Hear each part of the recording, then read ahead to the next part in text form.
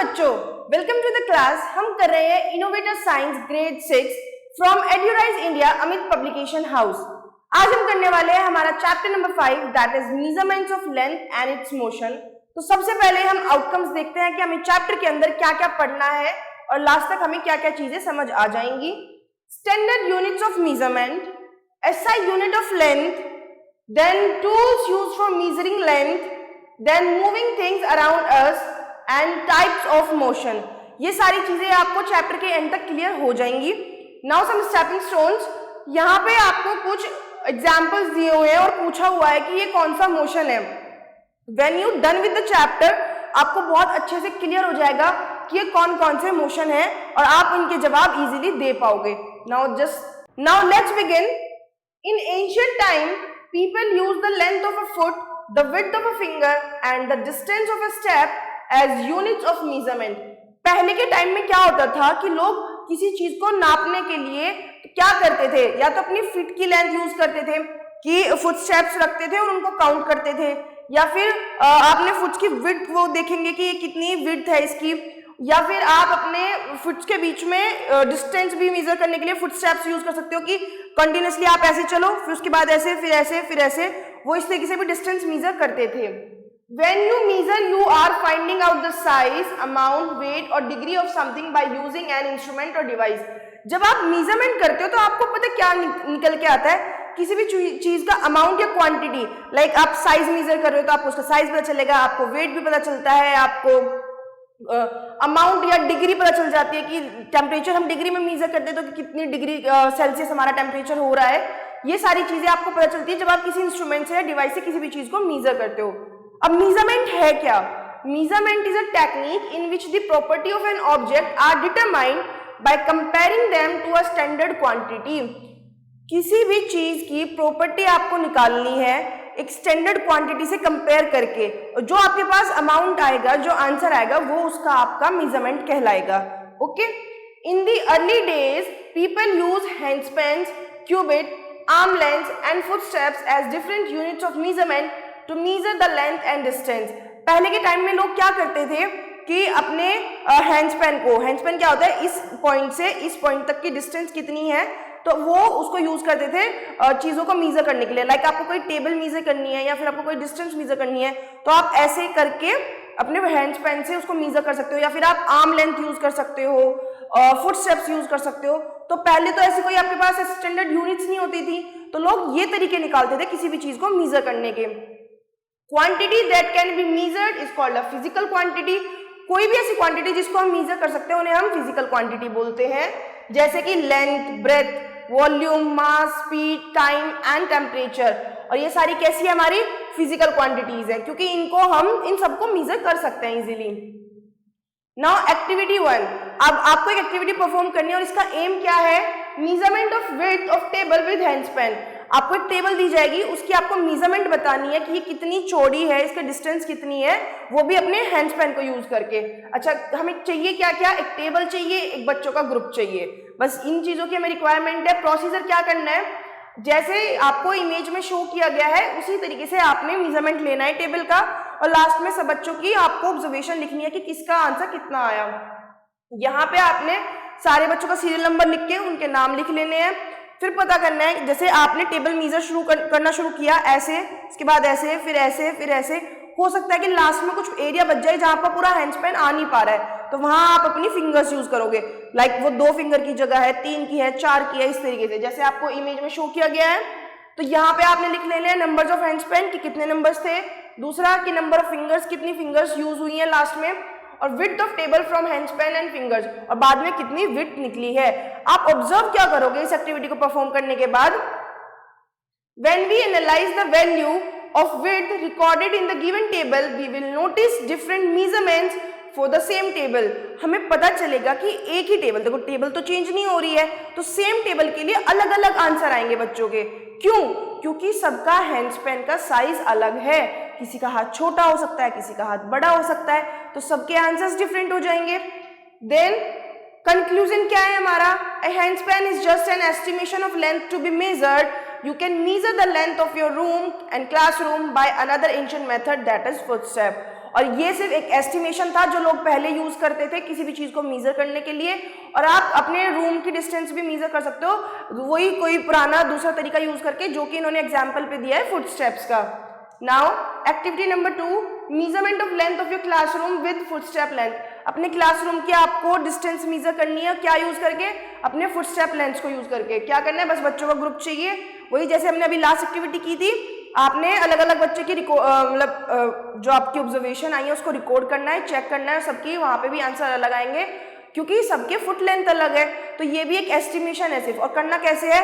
Like आपने एक and से स्टार्ट किया, जो आपके क्लासरूम की 2 वॉल्स हैं उनके बीच में डिस्टेंस आपने निकालनी है, तो एक एंड से आप शुरू करोगे, उसके आगे आपने दूसरा फुटस्टेप रखना है, फिर आपने ऐसे करके कंटिन्यूअसली फुटस्टेप्स करने जब तक दूसरा एंड ना आ जाए, और जितने भी नंबर ऑफ फुटस्टेप्स आपके होंगे आप उनको कैलकुलेट कर लेंगे। और ये भी हमें पता चलता है, हमारा जो कंक्लूजन निकल के आएगा कि that is also a just estimation, ये भी कोई एक्यूरेट मेथड नहीं था। ठीक है। Now standard units of measurement. अब स्टैंडर्ड यूनिट्स क्या है मेजरमेंट की? For the sake of uniformity in 1960 the General Conference of Weights and Measures recommended a system called the International Systems of Unit or SI Units। 1960 में एक uniformity बनी रहे हर चीज में कि अगर मेरे यहाँ किसी चीज की लेंथ इतनी है तो किसी और पार्ट में वर्ल्ड के वहां भी उसकी लेंथ उतनी कंसीडर की जाए। तो इस चीज के लिए हमारे पास एक सिस्टम आया, किसने दिया? General Conference of Weights and measure ने एक सिस्टम रिकमेंड किया जिसको हम स्टैंडर्ड सिस्टम या एसआई यूनिट्स भी बोलते हैं। वहां से हमारे पास चीजों की यूनिट्स निकल के आई कि देखो अगर लेंथ मेजर करनी है तो इसमें की जाएगी, मास मेजर करना है तो इसमें किया जाएगा। In the SI system the standard units of length is metre. अब एसआई सिस्टम में अगर मैं बात करूं तो जो लेंथ मेजर की जाती है वो हमेशा मीटर्स में की जाती है। मास किस में किया जाता है? किलोग्राम्स में। और टाइम किस में किया जाता है? सेकंड्स में। However, in everyday measurements, other systems are still in use such as FPS and CGS system। देखो अलग अलग तरीके से अलग अलग जगह पे और सिस्टम्स भी यूज होते हैं, जैसे FPS या फिर CGS। अब FPS और CGS क्या है कि लेंथ होगी फुट में, आपका मास होगा पाउंड में और टाइम होगा सेकंड में। CGS में लेंथ सेंटीमीटर्स में काउंट की जाएगी या मेजर की जाएगी, मास आपका ग्राम में आ जाएगा और आपका जो टाइम है वो सेकंड्स में आ जाएगा। A standard unit is fixed measure that is the same everywhere. For example, if we say meters in India or in America, it means the same length. Scientists and people all over the world use these standard units so that they can compare and share their results easily. SI units का मतलब होता है कि जहां भी आप major करो world के किसी भी कोने में वो सेम आंसर होना चाहिए। लाइक अगर मैं कह रही हूं कि 5 मीटर्स ऑफ लेंथ, तो इंडिया में भी वो 5 मीटर ही है और अमेरिका में भी वो 5 मीटर ही है।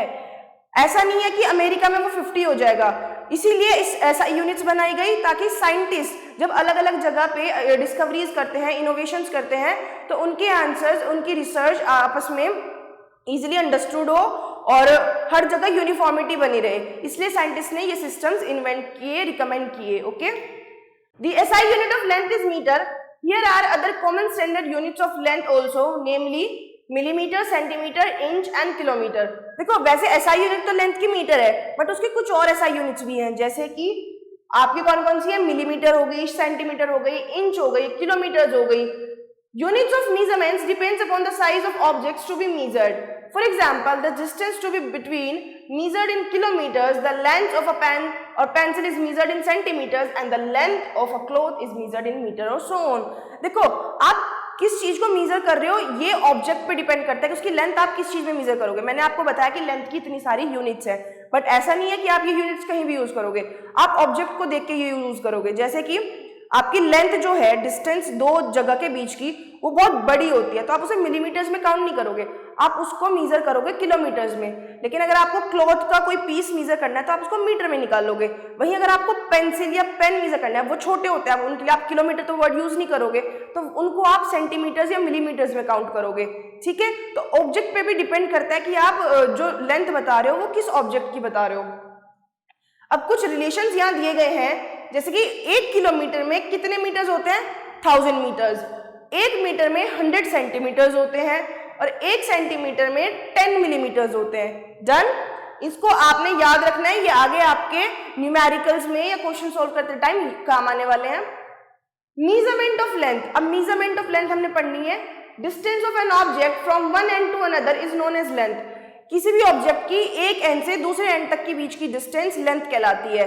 जैसे कि इस एंड से इस एंड तक की डिस्टेंस जो होगी वो इस पेन की लेंथ होगी। Different lengths using different measuring devices, some of these are a metre rod, a flexible tape and a wooden metre scale. देखो अलग अलग चीजों को मेजर करने के लिए अलग अलग डिवाइस है। जैसे कि मेरे पास कौन कौन से डिवाइस हैं, अगर मैं लेंथ मेजर करना चाहूँ, एक मीटर रोड भी है, एक फ्लेक्सिबल टेप भी है, वुडन मीटर स्केल्स भी हैं। तो हमारे पास बहुत सारे डिवाइसेस अवेलेबल हैं टू मेजर द लेंथ। अब देखो आपने यहाँ पे क्वेश्चंस के जवाब देने हैं। What is SI unit of length, आप बता दोगे metre. What is recommended in 1960, 1960 में क्या रिकमेंड किया गया था, स्टैंडर्ड यूनिट सिस्टम रिकमेंड किया गया था। Okay, what are the two tools to measure length, कौन से दो टूल्स हैं, देखो वुडन स्केल हो गया, फ्लेक्सिबल टेप हो गई, या फिर आपकी मीटर रोड हो गई। What is hand span, one and से दूसरे एंड तक की जो एक हाथ के बीच में डिस्टेंस है, that is your hand span. 1 metre is equal to dash centimetres, कितने सेंटीमीटर होते हैं 1 मीटर में, हमने अभी पढ़े हैं 100 centimetres. Good. In our daily life, we measure so many lengths according to our requirements. For example, you might have seen a carpenter with his measuring tape. He uses it to measure the length of a door, a table, or any other objects to be repaired or newly constructed. A cloth merchant measures the cloth with his meter bar. All of them require correct measurement of length. हमने अपने देखो daily life में बहुत सारे examples देखे हैं जहाँ length major की जाती है। फॉर एग्जाम्पल आपने देखा है कारपेंटर है, जब उसको कोई ना कोई फर्नीचर या कुछ तैयार करना होता है तो वो प्रॉपर एक्यूरेट मेजरमेंट लेता है, उस हिसाब से चीजों को काटेगा, जोड़ेगा। वैसे ही जो आपके क्लॉथ मर्चेंट्स होते हैं, उन्होंने आपने मतलब देखा होगा कि वो जब आपको कट पीस निकाल के देते हैं या आपको कपड़े देते हैं तो वो मीजर करके देते हैं। उनके अपने अपने डिवाइस होते हैं मीजर करने के लिए, right. Now tools use for measuring length, अब कौन कौन से टूल्स मेजर मतलब लेंथ को मेजर करने के लिए यूज किए जाते हैं।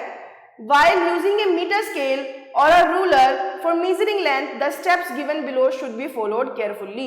जब आप कोई भी रूलर यूज करो किसी भी लेंथ को मेजर करने के लिए, या फिर आप कोई स्केल यूज करो, तो आपको ये रूल्स फॉलो करने हैं। What is rule number 1?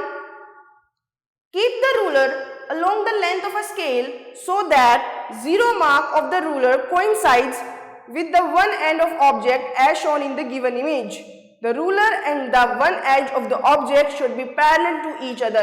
देखो रूलर आपने कैसे लेनी है, जहां से काउंटिंग स्टार्ट हो रही है आपने पहले तो उसको उस साइड से लेके चलना है, लाइक 0 से आपने लेना है। दूसरी बात, आपको जो ऑब्जेक्ट मेजर करना है उसके एक एंड पे आपने रूलर लगानी है, वो भी पैरेलल। इस तरीके से नहीं लगानी है, आपने इस तरीके से लगानी है और उसकी मेजरमेंट वहीं से शुरू करनी है। ऐसा नहीं है कि 0 से तो आपकी रूलर स्टार्ट हो रही है बट आप उसको लगा रहे हो 6 या 10 से, तो आपकी मेजरमेंट एक्यूरेट आएगी ही नहीं। Then eye should be vertically aligned about the measurement point, the position of eye should be correct while taking measurement. देखो 3 पॉइंट होते हैं, एक आपको इधर से नजर आएगा, एक इधर से आएगा और एक इधर से। अब मेरी जो ऑब्जेक्ट है उसकी लेंथ इतनी है, तो जो लास्ट पॉइंट है मेरी आंखों की जो पोजीशन होनी चाहिए, आई पोजीशन, वो एकदम स्ट्रेट होनी चाहिए, तभी मुझे एक्यूरेट आंसर मिल पाएगा अपनी मेजरमेंट का। Measurement should not be done with a ruler that has broken or worn out edges.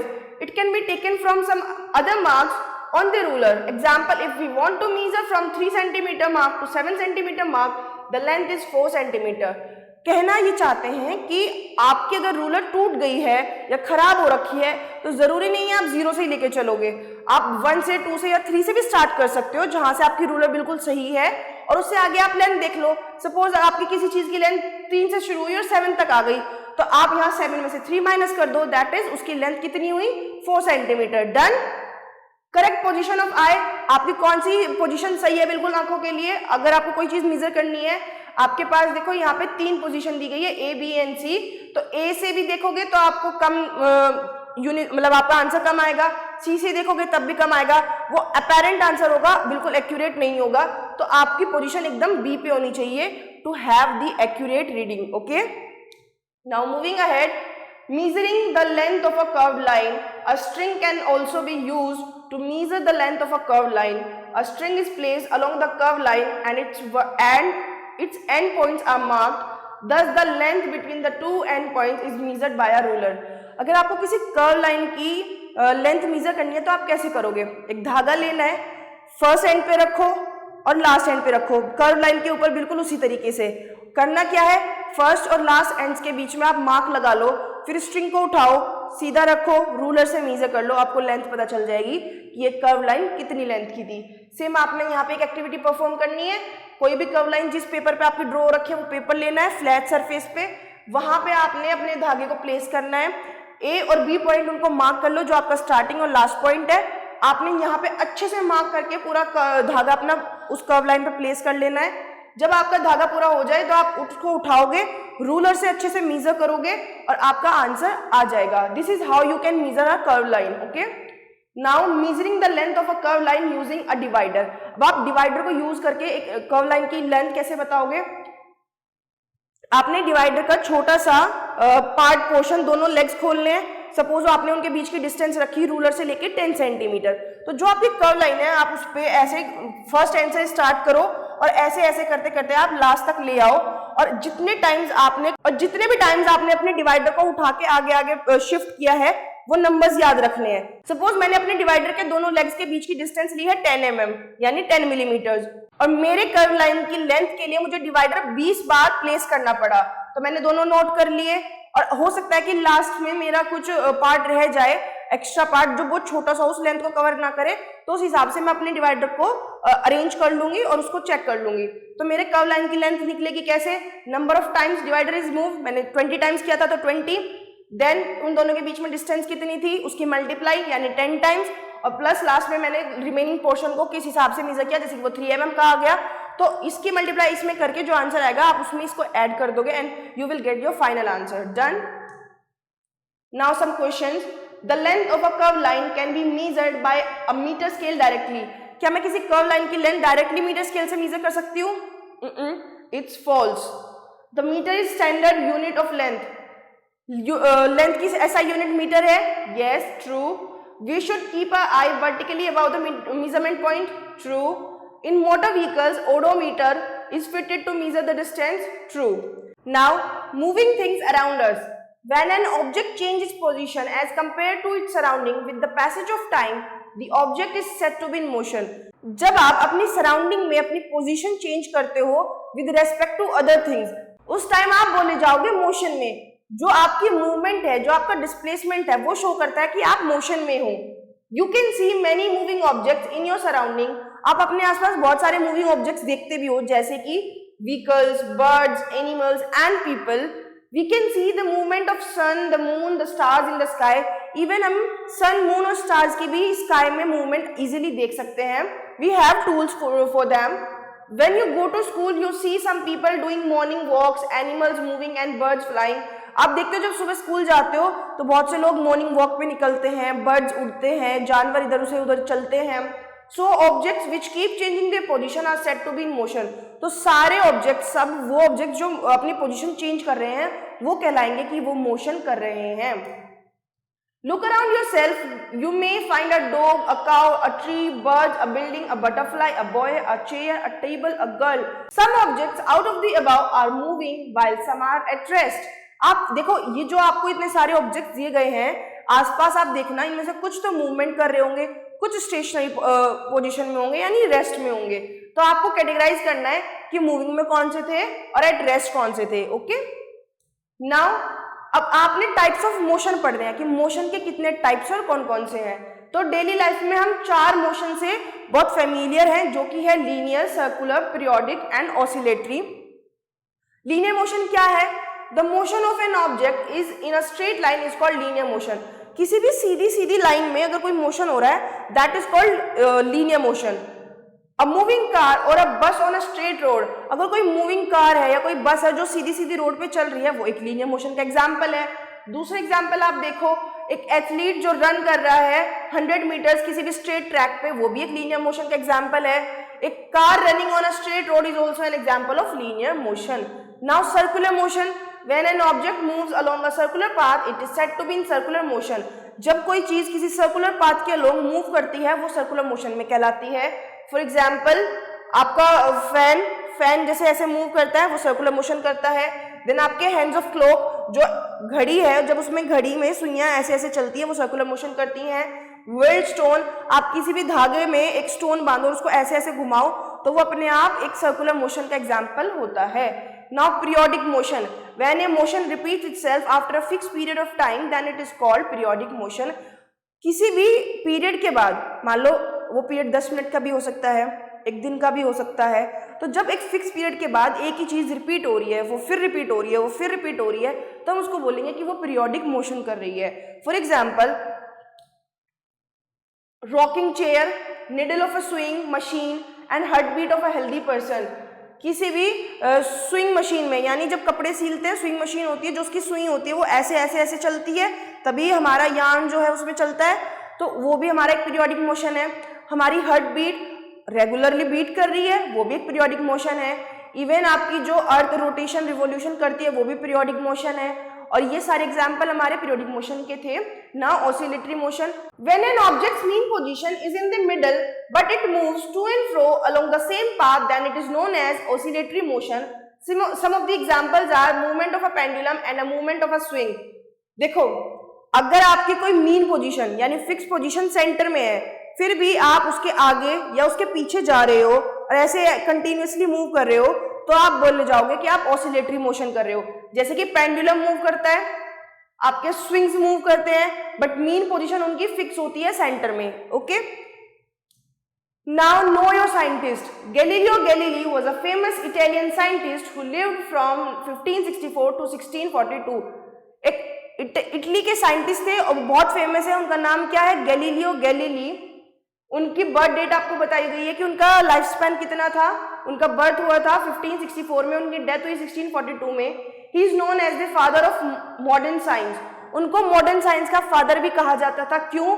Because of his important discoveries, क्योंकि उन्होंने बहुत सारी ऐसी इंपॉर्टेंट डिस्कवरीज दी थी साइंस को। Galileo studied motion and prove that all objects whether light और heavy fall to the ground to the same rate. उन्होंने ये स्टडी करके बताया कि कोई ऑब्जेक्ट भारी हो, कोई ऑब्जेक्ट हल्का हो, जब वो मोशन में होगा और वो अर्थ पे आएगा तो उसके गिरने का या रुकने का जो रेट होगा वो बिल्कुल सेम होगा। He also improved the telescope and used it to observe the sky। और उन्होंने टेलीस्कोप को भी इम्प्रूव किया और उससे देखी हमारे एस्ट्रोनॉमिकल चीजें, मतलब आसमान में जो हमारे ऑब्जेक्ट्स हैं। With his telescope, he discovered the 4 large moons of Jupiter and studied the phases of Venus। और उन्होंने क्या क्या डिस्कवरी दी? जुपिटर के जो 4 मून थे वो उन्होंने पढ़ के बताए, रिसर्च की, एक्सपेरिमेंट्स किए, उस चीज के बारे में देखा, जाना, और उन्होंने वीनस के फेजेस को बताया। वीनस क्या है? हमारा प्लेनेट है, and Jupiter is also a planet. These discoveries help people understand that the earth and other planets move around the sun.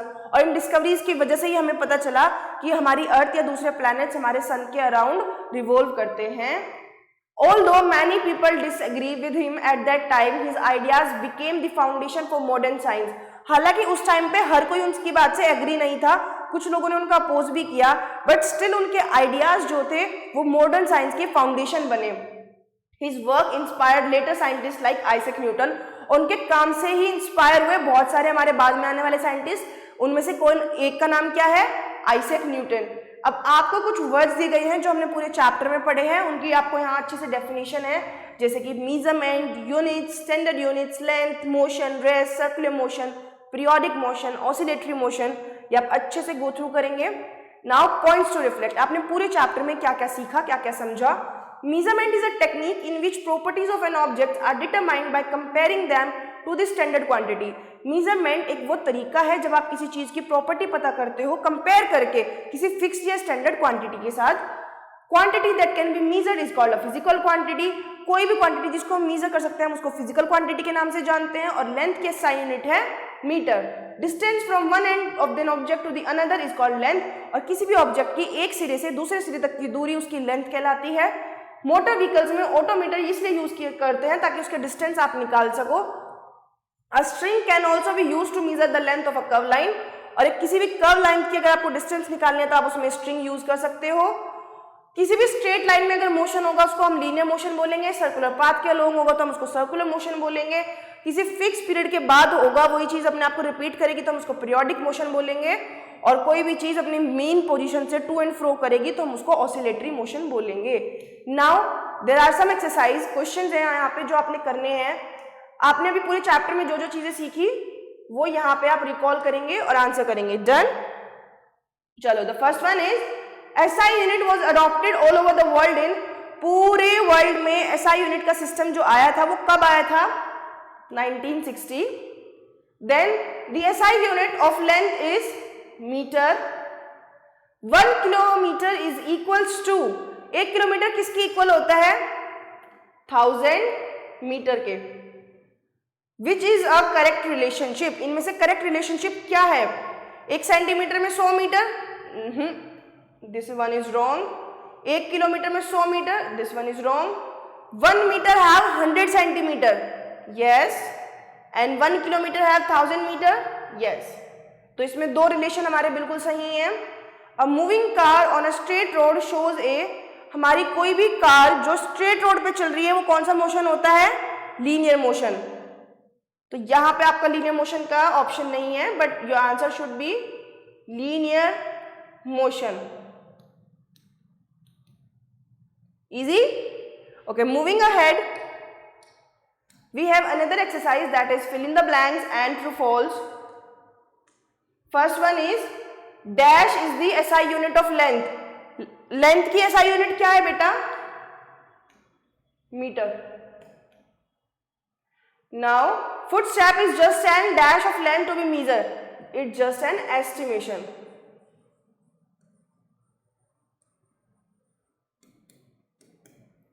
Standard unit of mass is kilogram. Units of measurement depends upon the direction of object to be measured. वो किस चीज पे object के मतलब depend करती हैं जो हम मीजर कर रहे हैं? साइज. कि आप क्या मीजर कर रहे हो, कितनी बड़ी कितनी छोटी चीज मीजर कर रहे हो. Okay, different lengths are measured with the help of different, अलग अलग लेंथ को हम कैसे कैसे मीजर कर सकते हैं? डिफरेंट यूनिट्स, अलग अलग यूनिट्स के साथ हम अलग अलग लेंथ को मीजर कर सकते हैं. Now true false, cubit is the length of outstretch arm. True. The length of a pen is measured in centimeter. True. Eye should be placed vertically while taking reading. True. Objects do not move in motion. क्या objects motion नहीं करते हैं? It's false, करते हैं. And the last one is a running athlete is an example of oscillatory motion.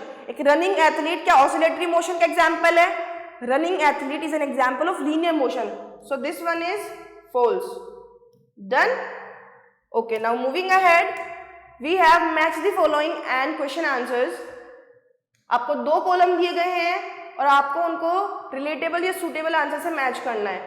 First one is a piece of cloth is measured in. आपका जो कपड़ा है, कपड़े का कोई भी टुकड़ा है तो आप उसको किस चीज में मेजर करोगे? Metre. 1 kilometre is equals to 1000 meters. 1 centimeter is equals to 10 millimeters. A measurement in early times used by body. Measurement in early times using by body parts. Movement of a fan, circular motion. Now question answers. What is measurement? आप easily बता सकते हो. Measurement is the property of an object which we use by comparing it to fixed or as standard quantities. How did people measure length in ancient time? By using body parts, like they use handspan, they use cubits, they use arm length, they use footsteps. What is SI unit? Standard unit of measurement. It was introduced by scientists in 1960 to maintain the uniformity. The displacement of position of an object is called motion. Give two examples of linear motion: running athlete and a moving car on a straight road. What is periodic motion? The motion which repeats itself after a fixed period of time is called periodic motion. Done. And with this, now moving ahead, what is circular, oscillatory and periodic motion? Explain with examples. आपने तीनों motion की definition और उनके एक एक example यहाँ लिख देने हैं. Explain in details any two ancient methods of measurement. कोई भी दो पुराने मेजरमेंट के तरीके आपने बताना है. एक आप हैंडस्पैन का बता सकते हो, एक आप फुटस्टेप का बता सकते हो, जिसपे हमने दो एक्टिविटी भी की थी. How should I be position during measurement? हमारी आंखों की पोजीशन क्या होनी चाहिए? देखो 3 पोजीशन होती है, इधर होती है, एक इधर होती है, एक आपके सेंटर पे होती है, जो आपके एक्यूरेट होनी चाहिए. आपकी पोजीशन आपके लास्ट पॉइंट पे बिल्कुल सेंटर में vertically about to the point होनी चाहिए ताकि आप एक्यूरेट रीडिंग ले सको। How would you measure the length of a curve line? By using a thread और स्ट्रिंग। और इसके लिए आप एक एक्टिविटी यहाँ पे एक्सप्लेन कर सकते हो। How would you measure the length by using a metre scale? Metre scale से आप कैसे करोगे? आप यहाँ पे चारों पॉइंट्स वो बता दोगे जो हमारे रूल्स थे यूज करने के। Explain the SI standard units of measurement, और आप यहाँ पे मेजरमेंट की स्टैंडर्ड यूनिट्स बताओगे, साथ ही कुछ एग्जांपल दे दोगे कि आपके SI सिस्टम में लेंथ किस में मेजर करते हैं, मास किस में करते हैं और टाइम किस में करते हैं। And with this we have completed our chapter. Thanks for watching, stay tuned.